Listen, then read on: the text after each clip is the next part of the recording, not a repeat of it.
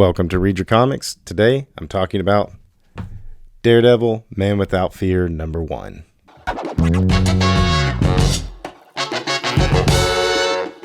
Before I get started, I just want to give a quick thank you to all of the subscribers. Channel's been growing at a nice steady rate lately, and I really appreciate it. If you're new to the channel, be sure to hit like and subscribe.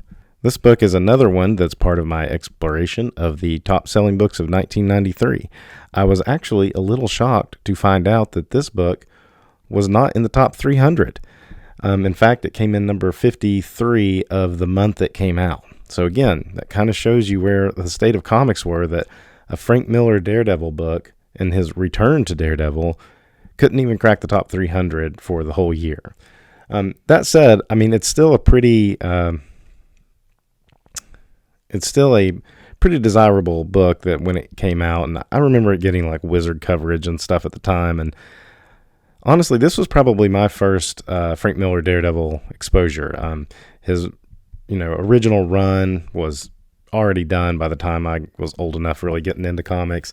Born Again may have just happened. I may have just missed that, but I just wasn't really into the Daredevil character at that time. But this book came out, like I said, it was getting some Wizard coverage. The owner at the LCS kind of would be like, hey, this guy did a Daredevil run, blah, blah, blah, blah, blah. And I knew John Romita Jr., and I was familiar with his art. So I do remember picking this up at the time. And it may have even been, I don't know if it was the first Daredevil I bought. There's like some issues that had like Ghost Rider appearances and stuff around 1990, 91 that I remember getting. But I would say this was like kind of a early exposure to Frank Miller Daredevil, as well as not Frank Miller in general, because I knew I'd read the Wolverine miniseries in trade paperback form. This was my lesson into like, hey, that guy that did that Wolverine miniseries, he also did this really cool Daredevil run. So let's jump into the issue. It is Frank Miller is only on the writing aspect of this. John Romita Jr. joins him as the penciler. Al Williamson is the inker. And on the cover, they actually credited the colorist, which is kind of odd. Joe Rosen, longtime letterer for Marvel. Back to the cover real quick. We got to point out the nice foil, the red foil cover, and it's also got a little embossment happening here. Like these figures are embossed, and the logo up here, which almost has like a fingerprint texture to it, is also embossed. So nice little gimmick cover. Had a pretty much a $3 cover price for 1993. That was $1 above the Image books and about $1.50 more than most Marvel books at the time. So no ads, at least in the front here.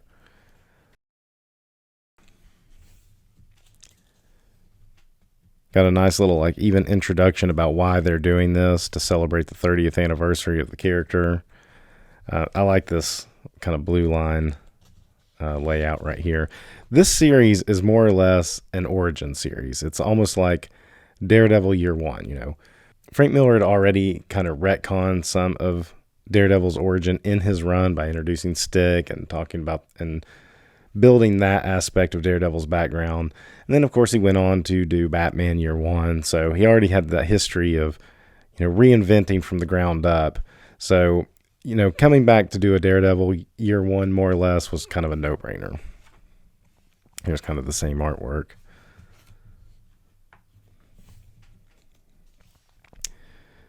So we're gonna start out with a young Matt Murdock living in Hell's Kitchen. Nice New York cityscape here. You definitely get the no air conditioning. People just kind of hanging out on the fire escapes like it's their balconies more or less. Nice establishing shot. And there's not a ton of Daredevil in this issue, of him being Daredevil, I should say. You just kind of get what it was like for him growing up. The son of a boxer. He'd do things like this, like steal the billy club from the police officer on a skateboard and run away. It's kind of why the neighborhood kids started calling him Daredevil. And he was just doing it as pranks.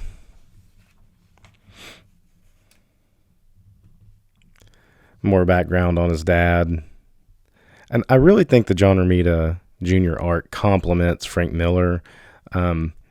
there's some similarities to their art style. They're both kind of blocky, I guess you'd say, and even their layouts. You can tell that they kind of, I don't even want to say like Romita Jr. was necessarily influenced by Frank Miller, because when Frank Miller was doing his stuff in the early 80s, John Romita Jr. was getting some early work. And, he was developing it. He was more of like I don't want to say a clone of his dad, but he was definitely more of the house style at the time before he developed into what we kind of know as John Romita Jr. today, which he'd obviously developed into this point. And actually, Romita Jr., he did a Daredevil run with Ann Nocenti, and I think I've read or heard him say that Daredevil run is really where he broke away from that house style, looking more like, what his dad did, and developing or pushing himself more into this style that he does now, which he calls deadline style, meaning because he is fast. He's one of the few modern artists that could probably carry a 2-book load or twice a month load if he wanted to.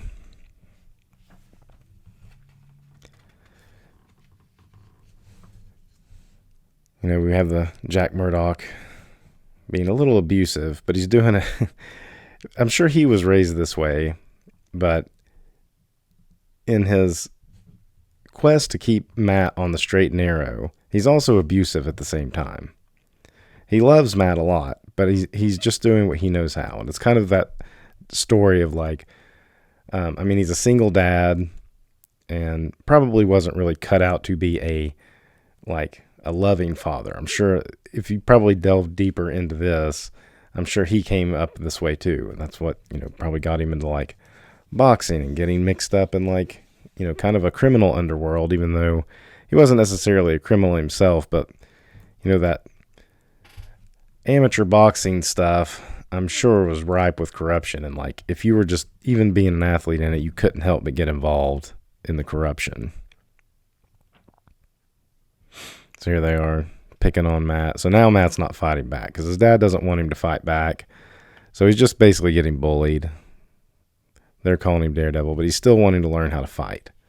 And his dad hates it. But he's growing up in these rough and tumble streets. Here's Stick observing. And this is before he's blinded, but Stick is there and he's in the gym and observing Matt. He already spots something in Matt that's going to, be special, I guess he feels like. Here's the accident that creates the Ninja Turtles. and gives Matt his heightened senses and abilities. This is a weird thing with like the goo coming up like underneath the bandages. It's like you'd think, I guess he's on the ambulance, but you'd think they'd try to wipe that away before bandaging it down and like keeping it on there. But maybe it was hard to wipe off. You get a visit from his mother that he doesn't realize is his mother. And so some of this is predicated on knowing some of what Miller had already done on Daredevil as well. This is a weird, big shot. I feel like this is an odd thing to have like almost be a splash page. I like his hair though. He has this like long, shaggy, strawberry blondish hair. They don't really make Daredevil out to be like full on redheaded ginger type. He's more like strawberry blonde.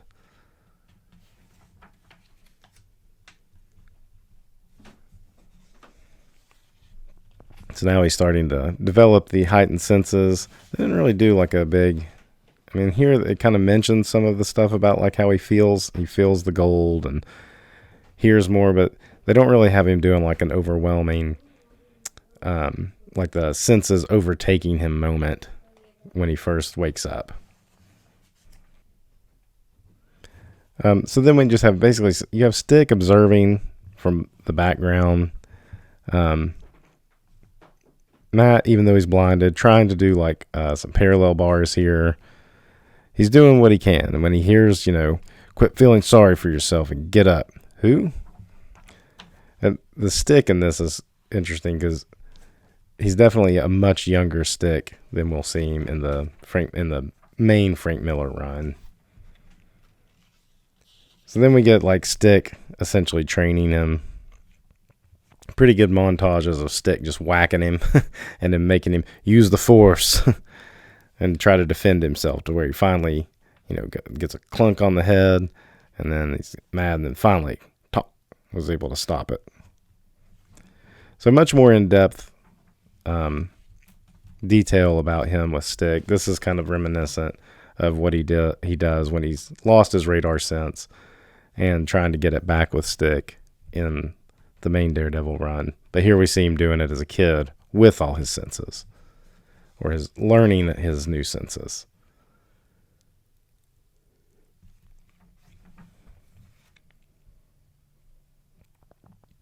Eventually hitting the bullseye and even splitting the arrow. Some great silhouette shots here. Learning to jump the rooftops. Romita's really good at these like straight on running scenes. And an awesome splash page where they're definitely getting the hang of it.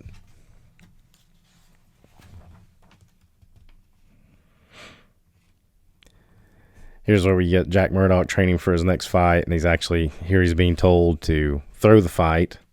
Of course, he doesn't want to.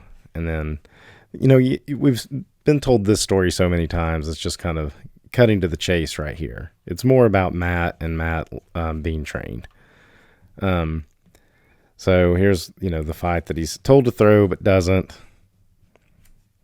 And then out in the alleyway, they kill him.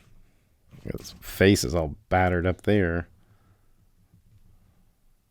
You can't even make out a human face on that. He was already a little battered up from the fight, and then these guys wailed on him some more. It says, to be continued. So you don't even get really like Matt finding him in the alleyway. In the next issue, we get into college and meet Elektra. So, nice little no ad. This is a premium book. And like I said, it shocked me to find out this wasn't in the top 300 of the year. Definitely one of the best books of the year. The best written, with great art. Of all the glut of comics, this one kind of fell through the cracks to that degree. But again, that just shows you that 1993 year, just how much stuff was coming out, that a book like this wouldn't even crack the top 300. If Frank Miller came back to Daredevil today, it would probably be within the top 3 of the year, most likely. If he came back and just did one shot, it would probably be one of the top selling books of the year, especially if we were to draw it, but just writing it even. But here we have it. It's, just the 53rd top selling book of that month. Now, it did beat out the regular Daredevil series, which I think this would have been around the time the Fall of Grace storyline was going on at the same time with the new fancy armor.